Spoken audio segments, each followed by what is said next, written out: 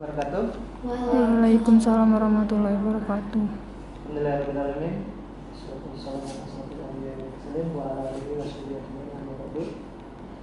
Baik, terima kasih kita pada hari ini kita akan mengadakan ujian seminar proposal ya, skripsi atau sempro ya, atas nama Nur Faida.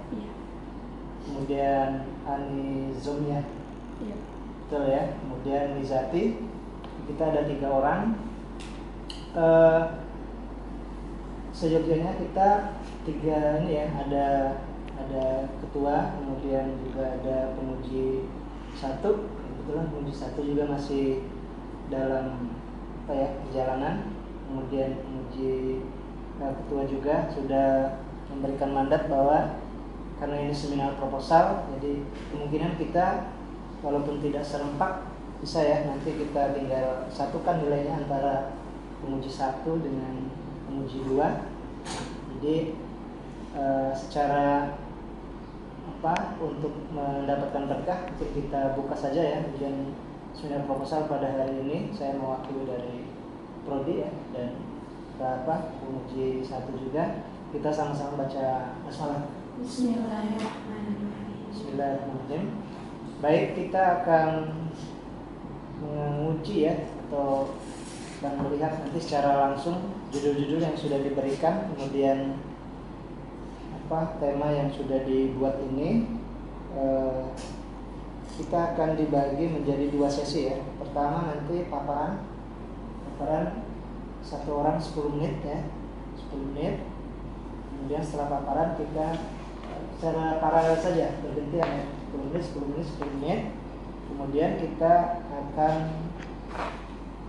pertanyaan ataupun masukan ya, juga sekitar 30 menit. Jadi waktu kita 1 jam, insya Allah bisa selesai ya. Nanti dari ketiganya ini, ketika jawaban nanti sama-sama bertiga ya.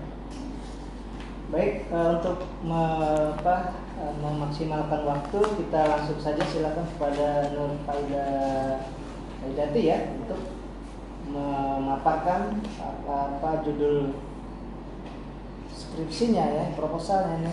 Proposalnya dengan judul Analisis Produktivitas Pengarang pada Jurnal Nurani tahun 2016 sampai 2020 dengan kajian hukum Lokta. Lotka. Terbalik ya. Lotka ya. Ya, nanti kita mungkin ini kajian yang menarik ya. Coba nanti kita akan melihat dari paparan ini. Kemudian kita juga akan coba uji konsepnya apa ya. Oke, silakan. Assalamualaikum warahmatullahi wabarakatuh. Waalaikumsalam. Perkenalkan nama saya Nur Faidati. Yang terhormat kepada penguji 2 serta teman-teman sekalian yang saya banggakan. Langsung saja saya akan memaparkan seminar proposal saya yang berjudul Analisis Produktivitas Pengaruh pada Jurnal Nurani tahun 2016 sampai 2020 dengan kajian hukum Lokta. Pertama, latar belakang. Perkembangan ilmu pengetahuan sangat dipengaruhi oleh penelitian yang telah dilakukan oleh para ahli. Hasil penelitian seseorang peneliti tulis dalam bentuk buku maupun jurnal. Untuk mengetahui kualitas dari jurnal adalah dengan memeriksa kualitas jurnal melalui portal Pengindeks. Mengecek kualitas jurnal nasional melalui SINTA atau Science and Technology Index. Keunggulan SINTA sendiri adalah secara otomatis dapat mengindeks hasil karya yang telah terindeks di Scopus, Google Scholar, dan Dynasty IP. SINTA dilengkapi beberapa fitur utama, yakni citation adalah indeks dalam setahun untuk Google Scholar dan Scopus. Networking adalah mengetahui siapa saja yang pernah bekerja sama. Result output adalah jurnal, artikel, buku yang telah dipublikasikan. Score adalah melihat indeks di Scopus, Google Scholar, dan Dynasty. Peneliti memilih jurnal Nurani karena jurnal Nurani sudah terindeks dalam SINTA 3, yang mana sudah terakreditasi peringkat 3 dengan nilai akreditasi 60-70. Jurnal Nurani sudah memiliki EISSN dengan nomor 246090102 dan nomor ISSN 1693847, sehingga Jurnal Nurani ini bisa dikatakan jurnal nasional. Jurnal Nurani terbit 2 kali dalam setahun, yaitu bulan Juni dan Desember. Jurnal Nurani sudah terindeks di Quartz, Murareb, Crosscat, Google Scholar, Dimension, dan Garuda.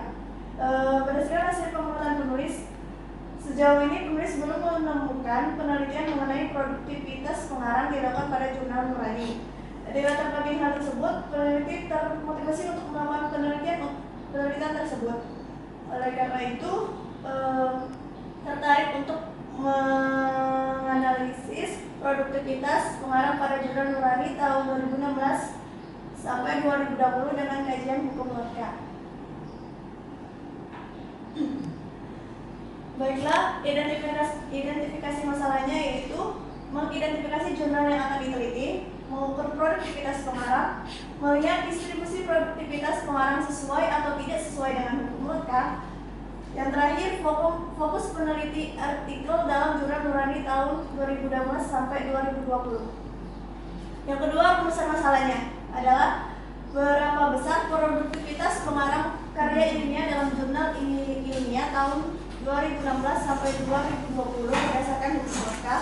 Yang kedua, apakah hasil pengujian hukum logika pada produktivitas penulis jurnal ilmiah Nurani tahun 2016 sampai 2020 telah sesuai dengan nilai distribusi frekuensi pengamatan. Tujuannya adalah untuk mengetahui produktivitas pengarang karya ilmiah dalam jurnal ilmiah Nurani tahun 2016 sampai 2020 berdasarkan hukum logika. Yang kedua, untuk mengetahui hasil uji hukum logika terhadap produktivitas pengarang artikel jurnal ilmiah Nurani tahun 2016 sampai 2020. Batasan masalahnya adalah peneliti fokus terhadap studi bibliometrika, analisis produktivitas pengarang pada Jurnal Nurani dengan batasan rentang waktu 5 tahun dari 2016 sampai 2020. Manfaat penelitian. Manfaat teoritisnya adalah akan diberikan dari penelitian ini nantinya dapat berupa sumbangan pikiran sehingga akan memberikan pengetahuan khususnya tentang produktivitas pengarang berdasarkan hukum logika. Manfaat praktisnya yang pertama, bagi lembaga akan diteliti diharapkan penelitian ini menjadi bahan evaluasi untuk perbaikan dan perkembangan jurnal tersebut sehingga hasilnya akan berkembang ke arah yang lebih maju. Bagi ilmu pendidikan dapat menjadi sebagai bahan referensi, dapat menambah wawasan dan memperkaya ilmu pengetahuan. Bagi peneliti lanjutan dapat dijadikan sebagai bahan pertimbangan atau dikembangkan lebih lanjut serta referensi terhadap penelitian yang sejenis. Tinjauan pustaka. Ada beberapa tinjauan pustaka antara lain yang ada di PPT 2 ini. Dari tinjauan Anissa Kristiani Taringan dengan judul skripsi produktivitas pengarang menggunakan hukum logika dengan menggunakan pendekatan Edison pada jurnal Molecular System Geology pada tahun 2007 sampai 2016. Penelitian tersebut menggunakan Edison. Hasil yang didapatkan adalah dalam uji KS tidak terdapat perbedaan yang signifikan antara frekuensi teoritis logika dengan distribusi frekuensi pengarang. Perbedaan dengan penelitian saya adalah penelitian tersebut menggunakan pendekatan Edison, sedangkan penelitian saya menggunakan Strayhorn. Yang kedua yaitu tinjauan dari Marupa Agustina dengan judul Produktivitas Pengarang pada Journal of Archaeological Method and Theory tahun 2013 sampai 2019 dengan pendekatan Strayhorn. Penelitian ini menggunakan Strayhorn. Hasil yang didapatkan bahwa dalam uji KS Kolmogorov-Smirnov tidak terdapat perbedaan yang signifikan antara distribusi frekuensi dengan teori hukum logika. Perbedaan dengan penelitian saya adalah terletak pada objek, yang mana penelitian tersebut menggunakan Journal of Archaeological Method dan Teori tahun 2013 sampai 2019, sedangkan penelitian saya menggunakan Jurnal Nurani tahun 2016 sampai 2020. Selanjutnya yaitu kerangka teori. Yang pertama bibliometrika. Bibliometrika adalah salah satu cabang ilmu perpustakaan yang menerapkan metode matematika dan statistika untuk mengukur dan menghitung aspek kuantitatif maupun aspek kualitatif dalam koleksi buku atau media lainnya. Tujuan bibliometrika itu sendiri menjelaskan proses komunikasi tertulis dan sifat serta arah pengembangan sarana deskriptif, penghitungan dan analisis berbagai fase komunikasi. Indikator bibliometrika adalah publication count, citation and impact factor, co-citation and word analysis. Selanjutnya berangkat dari produktivitas pengarang merupakan pembandingan antara jumlah artikel atau penelitian yang merupakan output dengan jumlah peneliti atau pengarang yang dalam hal ini adalah input atau sumber daya yang digunakan. Teknik penilaian produktivitas pengarang yaitu ada 3, strike count, average count, complete count. Strike count merupakan metode pembelian nilai kepada pengarang pertama, sedangkan pengarang kedua dan pengarang ketiga diabaikan atau tidak mendapat nilai. Yang kedua yaitu average count. Average count adalah pemberian nilai pengarang sebuah karya dengan nilai 1, sehingga jika pengarang karya lebih dari 1 orang, maka nilai dibagi sesuai penulis. Yang ketiga yaitu complete count. Complete count merupakan memberi nilai sesuai jumlah pengarangnya. Teknik ini tidak membedakan nilai dari pengarang 1 dan seterusnya. Setiap pengarang diberikan nilai 1. Kemudian dari Lotka.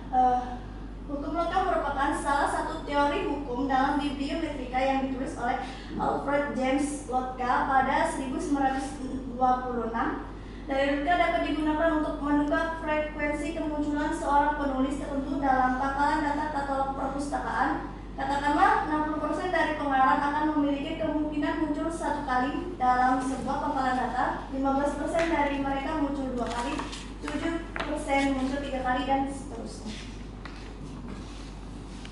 Baiklah, metodologi penelitian yang saya gunakan adalah jenis dan pendekatan penelitian. Jenisnya penelitian deskriptif, sedangkan pendekatannya menggunakan penelitian kuantitatif dengan menggunakan analisis bibliometrika berdasarkan hukum Lotka.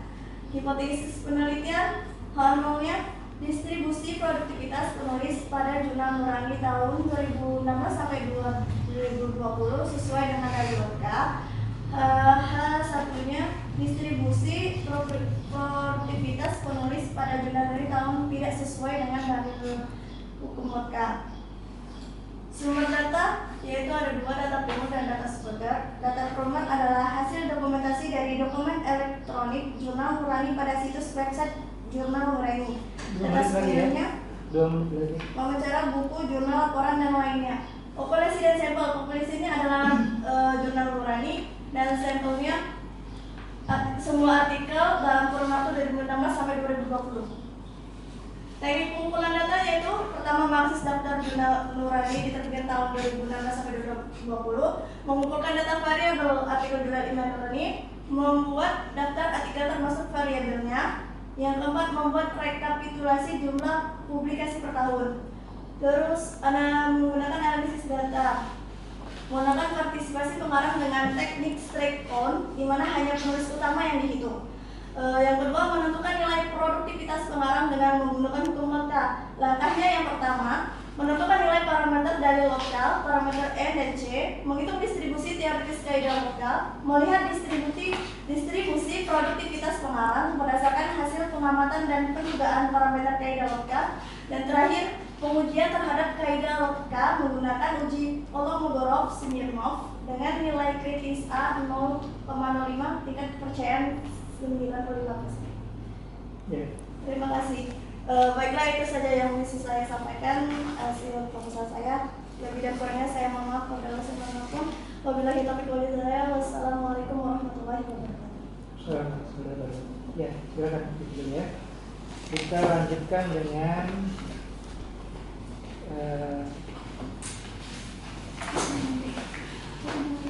Andi Zumia ya. Iya. Andi Zumia, silakan. 10 menit dari sekarang ya. Sampai Ya, masih ya. Sampai 9.30.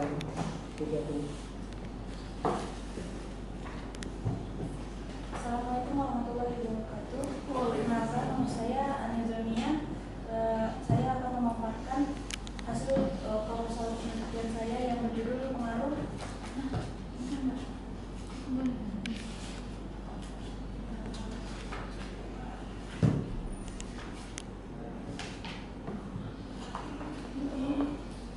Ada filenya?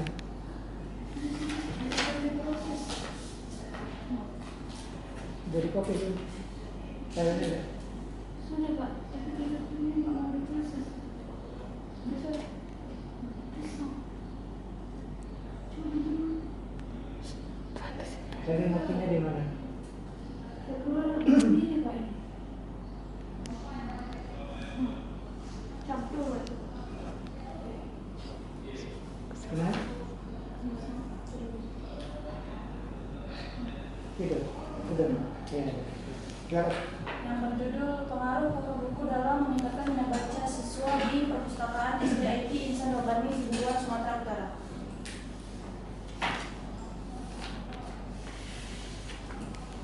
Ada latar belakangnya perpustakaan merupakan perguruan tinggi, merupakan institut pengelola koleksi perpustakaan yang dilakukan secara profesional dengan menerapkan sistem yang telah diterapkan untuk memenuhi kebutuhan perpustakaan. Nah, adapun cover buku atau sampul buku merupakan salah satu bagian luar dari buku yang terdiri dari judul buku, nama pengarang, nama penerbit, dan gambar yang mewakili isi. Untuk menumbuhkan minat baca seseorang bukan hanya dengan tulisan dalam buku pengetahuan atau buku pelajaran saja, tetapi bisa lewat tampilan cover buku atau sampul buku yang menarik. Adapun identifikasi masalahnya, yang pertama, koleksi cover buku bergambar yang lebih dimanfaatkan oleh siswa dibandingkan koleksi lainnya. Yang kedua, koleksi cover buku bergambar yang lebih menarik dibandingkan dengan koleksi lain. Yang ketiga, membaca merupakan kebutuhan sehari-hari dan sangat penting bagi semua kalangan, terutama para siswa-siswi. Adapun rumusan masalahnya di sini, yang pertama, bagaimana kualitas cover buku yang buku bergambar di perpustakaan SDIT Insan Robani Sibuan. Kedua, bagaimana cara meningkatkan minat baca siswa di perpustakaan SDIT Insan Robani. Yang ketiga, bagaimana pengaruh cover buku bergambar dalam meningkatkan minat baca siswa di perpustakaan SDIT Insan Robani. Adapun batasan masalah di sini, penulis memfokuskan pada minat baca siswa yang ada di perpustakaan SDIT Insan Robani Sibuan dan sejauh mana pengaruh cover buku bergambar dalam meningkatkan minat baca siswa di perpustakaan SDIT Insan Robani. Tujuan dari penelitian ini yaitu untuk mengetahui kualitas koleksi cover buku bergambar di perpustakaan SDIT Insan Robani. Yang kedua, yaitu untuk mengetahui tingkat minat baca siswa di perpustakaan SDIT Insan Robani. Dan yang ketiga, untuk mengetahui bagaimana pengaruh cover buku bergambar dalam meningkatkan minat baca siswa di perpustakaan SDIT Insan Robani. Adapun manfaat dari penelitian ini ada dua manfaat, yaitu manfaat teoritis dan praktis. Manfaat teoritisnya secara teoritis penelitian ini bisa mengetahui bahwa minat baca dapat tumbuh dengan adanya perasaan senang terhadap suatu bahan bacaan, perhatian, intensitas, motivasi, emosi dalam membaca, usaha, dan juga usaha untuk membaca. Adapun manfaat praktisnya yaitu bermanfaat bagi guru atau pustakawan, bagi peneliti selanjutnya, dan juga bagi para siswa. Definisi operasional yaitu cover buku dan minat baca. Cover buku atau sampul buku adalah pelindung bagian dari isi buku yang berupa lembaran-lembaran yang berfungsi sebagai pengikat lembaran-lembaran kertas isi buku agar tidak mudah lepas. Dan adapun minat baca merupakan suatu keinginan atau ketertarikan yang kuat dan disertai usaha terus-menerus dan diiringi dengan rasa senang tanpa paksaan atas kemauannya sendiri sehingga mengerti atau memahami apa yang dibacanya. Tujuan tinjauan pustaka. Adapun tinjauan pustaka di sini dari Rizka Mawarni yang berjudul Pengaruh Koleksi Buku Bergambar Terhadap Minat Baca Siswa di Perpustakaan SD Negeri 157 Palembang.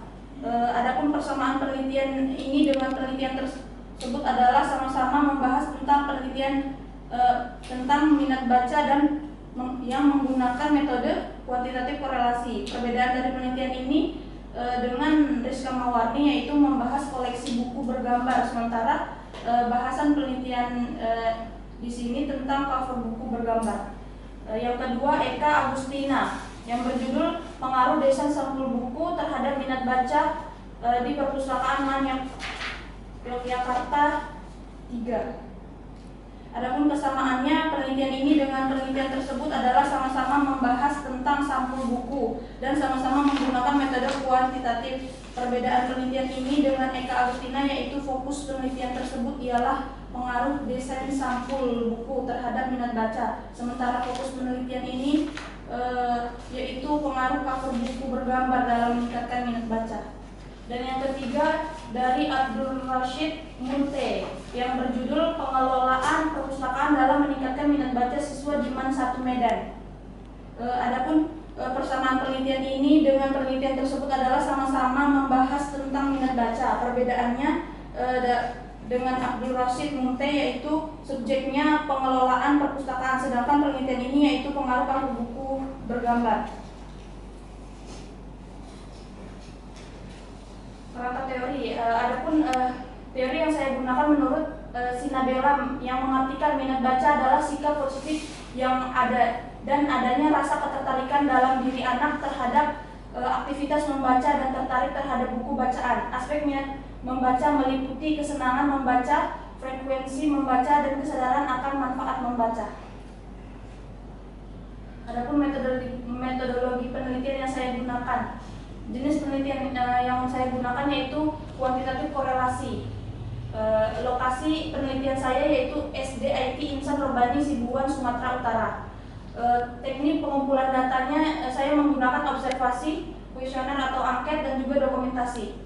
Instrumen penelitiannya saya menggunakan kuesioner dengan menggunakan skala Likert, uji validitas dan uji reliabilitas.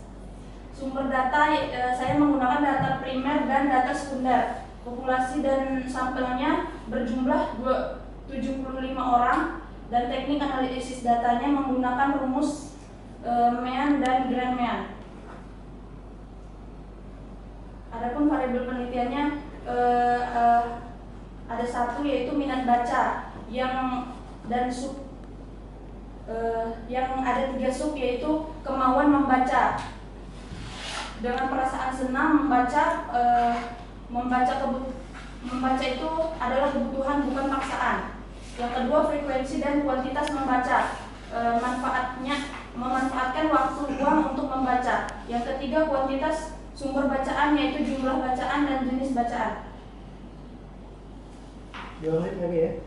Hipotesis penelitian di sini ada yaitu ada pengaruh antara cover buku bergambar atau variabel X dengan minat baca atau variabel Y. HO-nya yaitu tidak ada pengaruh antara cover buku bergambar atau variabel X terhadap minat baca variabel Y. Sistematika penulisan pendahuluan yang berisikan latar belakang masalah, identifikasi masalah, batasan masalah, rumusan masalah, tujuan dan manfaat penelitian, definisi konseptual, tinjauan pustaka, kerangka teori, metodologi penelitian, dan sistematika penulisan. Bab kedua yaitu kerangka teori yang berisi teori-teori yang akan digunakan dalam penelitian. Bab ketiga deskripsi wilayah penelitian yang berisikan sejarah singkat berdirinya SDIT Insan Robani Sibuan. Yang bab ketiga pembahasan dan hasil menjelaskan mengenai temuan-temuan saat melakukan penelitian dan membahas mengenai hasil dari penelitian. Bab kelima penutup yang berisikan kesimpulan dan saran. Terima kasih, sekian paparan proposal saya. Kurang dan lebihnya saya mohon maaf. Wassalamualaikum warahmatullahi wabarakatuh. Baik, selanjutnya kita lanjutkan Nizati ya. Strategi komunitas kawan cerdas dalam meningkatkan minat baca anak-anak pada kegiatan pasar gratis di Palembang. Silakan. 10 menit dari sekarang ya, sampai 9.40.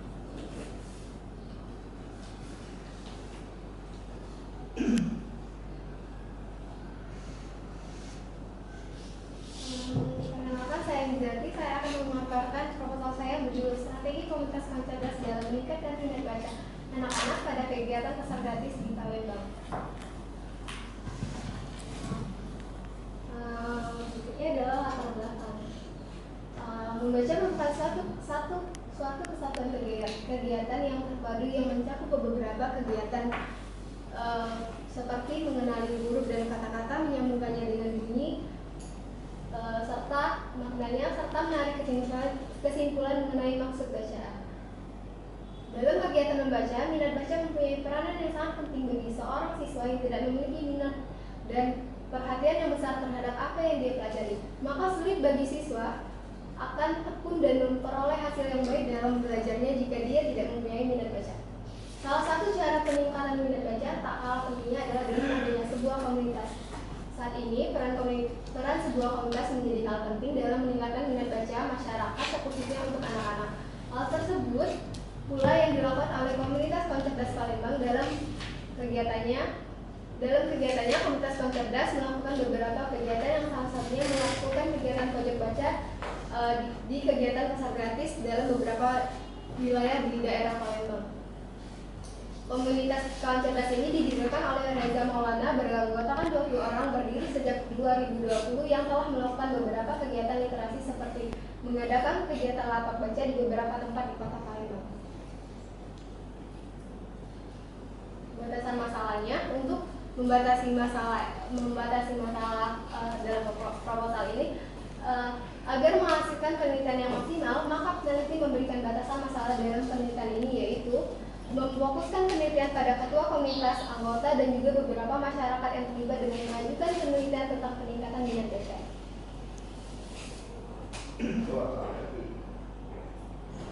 Rumusan masalahnya ada dua, yaitu bagaimana strategi yang dilakukan oleh komunitas Kawan Cerdas dalam meningkatkan minat baca anak-anak pada kegiatan pasar gratis di Palembang. Yang kedua, tantangan apa saja yang dihadapi oleh komunitas Kawan Cerdas dalam meningkatkan minat baca anak-anak pada kegiatan pasar gratis di Palembang. Yang selanjutnya adalah tujuan.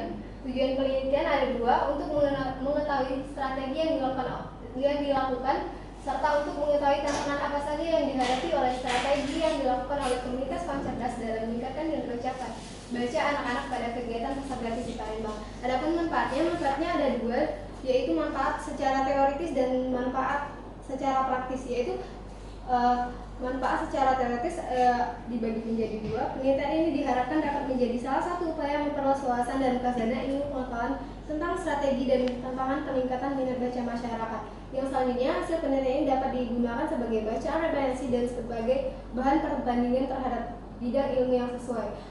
Manfaat secara praktis dibagi menjadi tiga, yaitu bagi peneliti, bagi perpustakaan, bagi sekolah. Bagi peneliti ini dapat memperdalam pemahaman peneliti dan diharapkan dapat menjadi data awal bagi penulis lain untuk mempermudah dalam melanjutkan sebuah penelitian yang baru. Yang selanjutnya, bagi perpustakaan, penelitian ini diharapkan dapat menambah pengetahuan, wawasan, dan dapat memberikan informasi serta masukan mengenai strategi dan tantangan peningkatan minat baca. Yang terakhir adalah bagi sekolah, penelitian ini diharapkan dapat memberikan pandangan baru yang bisa dimanfaatkan oleh semua guru dan perpustakaan dan menerapkan strategi dan tantangan peningkatan minat baca siswa. Definisi operasional, strategi adalah langkah-langkah yang tersusun secara sistematis, prosedural, dan berkelanjutan serta menyeluruh. Minat baca adalah suatu kecenderungan kepemilikan, keinginan atau ketertarikan yang kuat dan disertai usaha yang terus-menerus pada diri seseorang terhadap kegiatan membaca yang dilakukan berulang-ulang dan diikuti dengan rasa senang tanpa paksaan atas keinginannya sendiri atau dorongan dari luar sehingga seseorang tersebut mengerti atau memahami yang dibacanya. Tinjauan